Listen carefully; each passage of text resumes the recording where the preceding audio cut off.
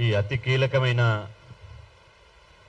Media సమావేశానికి అధ్యక్షత వహిస్తున్నటువంటి ఉద్యమ సహచరుడు సేవాలాల్ సేన జాతీయ అధ్యక్షుడు సంజీవ్ నాయక్ గారు, అదేవిధంగా మరో ఉద్యమ సహచరుడు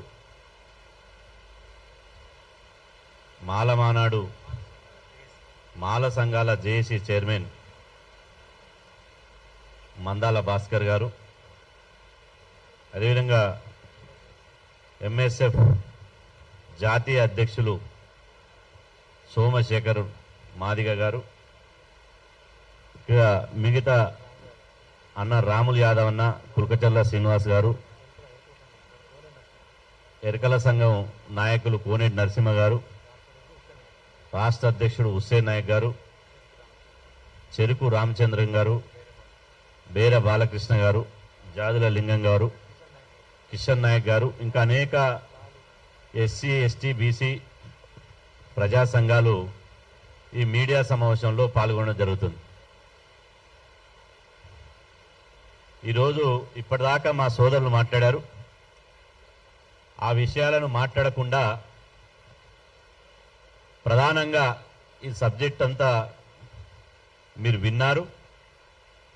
డీమ్డ్ యూనివర్సిటీల రూపంలో రాష్ట్రంలో పెద్ద ఎత్తున విద్యా దోపిడీ జరుగుతుంది. విద్యా దోపిడీతో పాటు ఎస్సీ ఎస్టీ బీసీ మైనార్టీ అగ్రకుల పేద విద్యార్థులను ఉన్నత విద్య నుండి చదువుకోకుండా దూరం చేయడానికి ఒక కుట్ర పెద్ద ఎత్తున జరుగుతుంది. అందులో భాగంగానే ఈరోజు ప్రైవేటు యూనివర్సిటీలు విచ్చలవిడిగా ఎక్కడికక్కడ ఎక్కడ పడితే అక్కడ ఇష్టానుసారంగా ఏర్పాటు చేస్తారు. ఈ ప్రైవేటు యూనివర్సిటీలు దోపిడికి నిలయాలు. ఈ ప్రైవేటు యూనివర్సిటీలు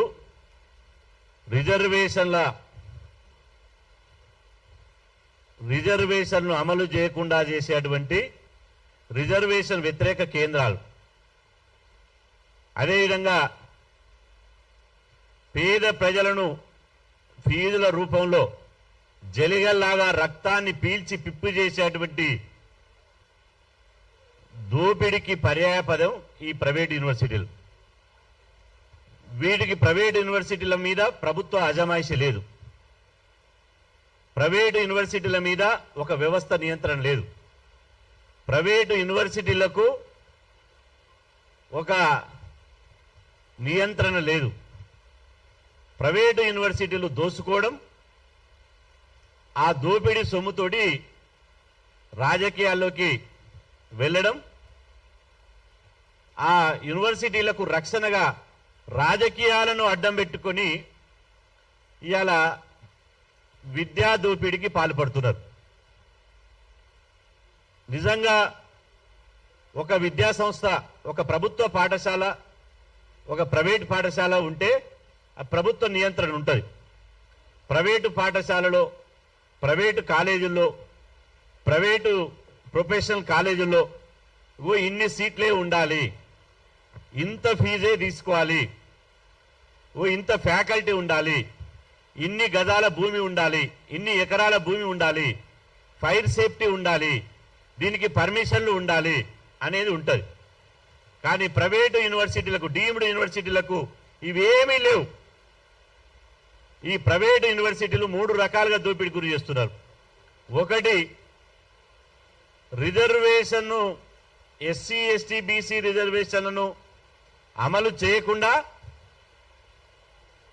ఇలా రిజర్వేషన్ వ్యతిరేక చర్యలకు పాల్పడుతున్నారు. 2, ఫీజుల నియంత్రణ లేకపోవడంతో ఇష్టానుసారంగా తమకు ఎంత తోస్తే అంత, ఎంత దోపిడీ చేయాలనుకుంటే అంత, ఫీజుల నియంత్రణ లేకపోవడం మూలంగా ఫీజులు వాళ్లే స్వయంగా నిర్ణయించుకొని ఫీజులు వసూలు చేస్తున్నారు. 3, ప్రైవేటు యూనివర్సిటీల్లో సీట్ల అడ్మిషన్ల నియంత్రణ లేదు. ప్రైవేటు ఇంజనీరింగ్ కాలేజ్ ఉందనుకో, ఒక సిఎస్సిలో 60 సీట్లే ఉంటాయి, ఒక ఈసీలా 60 సీట్లే ఉంటాయని ఒక నియంత్రణ ఉంటుంది. కానీ ఇందులో ప్రైవేట్ యూనివర్సిటీలో వాళ్ళు 500 సీట్లైన సిఎస్సి సీట్లు సంతలో సర్కల్ లాగా అమ్ముకోవచ్చు. 500 సీట్లైనా పెంచుకోవచ్చు, 1000 సీట్లైనా పెంచుకోవచ్చు. దీనికి ఎక్కడ కూడా ఒక నియంత్రణ అంటూ ఏది లేదు. ఇవాళ పోనీ క్వాలిటీ ఎడ్యుకేషన్ అని ఉన్నదా? ఈ యూనివర్సిటీలలో క్వాలిటీ ఎడ్యుకేషన్ అని ఉన్నదా అంటే అది లేదు.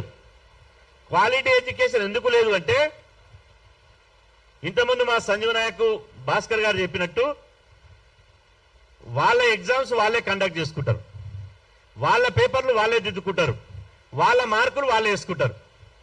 అంటే నువ్వు ఎన్ని డబ్బులు ఇస్తే అన్ని మార్కులు ఎక్కువ పడతాయి. అక్కడ చదువు ప్రామాణికం కాదు, డబ్బులు ప్రామాణికము. ఇవాళ సర్టిఫికెట్లు నీకు బీటెక్ సర్టిఫికేట్ కావాలన్నా, ఎంబీఏ సర్టిఫికేట్ కావాలన్నా, ఎంసీఏ సర్టిఫికేట్ కావాలన్నా, ఏ సర్టిఫికేట్ కావాలన్నా డబ్బులు కట్టు, సర్టిఫికేట్ పట్టు. ఇది ప్రైవేటు యూనివర్సిటీల యొక్క దోపిడీ చరిత్ర. దీన్ని అడ్డుకట్ట వేయకపోతే సమాజంలో పేద వర్గాలైనటువంటి ఎస్సీ ఎస్టీ బీసీ విద్యార్థులు ఈ డబ్బులు చెల్లించలేక, ఒకవేళ యూనివర్సిటీలో చదవాలనుకుంటే తల్లి మీద పుస్తనమ్మి, పాలిచ్చే గేదెనమ్మి, ఉన్న ఇల్లును కుదబెట్టి కాస్తో కూస్తో వ్యవసాయం చేసుకున్నటువంటి 2 ఎకరాల భూమి అమ్ముకొని ఫీజులు కట్టి చదువుకున్నటువంటి పరిస్థితి ఏర్పడ్డది. మరి ఎందుకు ప్రభుత్వాలు, కేంద్ర రాష్ట్ర ప్రభుత్వాలు, ఇందులో 2 ప్రభుత్వాలు, కేంద్ర రాష్ట్ర ప్రభుత్వాలు 2 ఇవాళ ఈ డీమ్డ్ యూనివర్సిటీలు పెట్టేగిపోవడానికి, ఈ డీమ్డ్ యూనివర్సిటీలు ప్రైవేట్ యూనివర్సిటీలు దోపిడీ చేయడానికి ప్రధాన కారకులు. ఒకటేమో కేంద్ర ప్రభుత్వం మంజూరు చేస్తుంది, రాష్ట్ర ప్రభుత్వం ఇవాళ భూమి ఇస్తుంది, అనుమతులు ఇస్తుంది. అలా కేంద్ర రాష్ట్ర ప్రభుత్వాలు 2 కలిసి ఈ డీమ్డ్ యూనివర్సిటీకి దోపిడీ చేసుకోవడానికి, నిట్ట నిలువున దారి దోపిడీ చేస్తున్నట్టు విద్యా దోపిడీ చేసుకోవడానికి లైసెన్సులు ఇస్తుంది. అందుకోసం ఇవాళ మేము ముక్త కంఠంతో ఎస్సీ ఎస్టీ బీసీ సమాజం అంతా ఏకమై, బిడ్డ ఈ డీమ్డ్ యూనివర్సిటీలను, ప్రైవేట్ యూనివర్సిటీలను వెంటనే రద్దు చేయాలి. ఈ డీమ్డ్ యూనివర్సిటీలను, ప్రైవేట్ యూనివర్సిటీలకు ఇచ్చిన అనుమతులు వెంటనే రద్దు చేయాలి. ఇప్పుడు ఏదైతే ప్రాసెస్ లో ఈ వచ్చే విద్యా సంవత్సరానికి ఏదైతే అనుమతులు ఇవ్వాలనుకుంటున్నారో వాటికి అనుమతులు ఇవ్వద్దు. 3 ఇప్పుడు ఉన్నటువంటి యూనివర్సిటీలు ఏవైతే ఉన్నాయో ఆ ఉన్న యూనివర్సిటీలను ప్రభుత్వ పరం చేయాలి. విద్యా వైద్యాన్ని జాతీయం చేయాలని మేము మొదటి నుంచి డిమాండ్ చేస్తున్నాం.